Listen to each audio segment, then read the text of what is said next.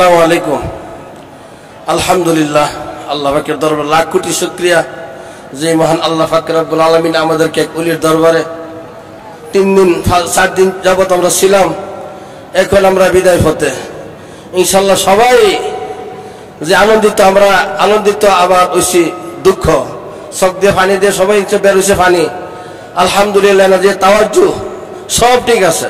আল্লাহকে হওয়ার, রাসূলকে হওয়ার যে রাস্তা, আল্লাহ রাসূল পর্যন্ত পৌঁছার যে রাস্তা, রাস্তা ইনশাআল্লাহ সঠিক আছে। আল্লাহু আকবার, আল্লাহু আকবার।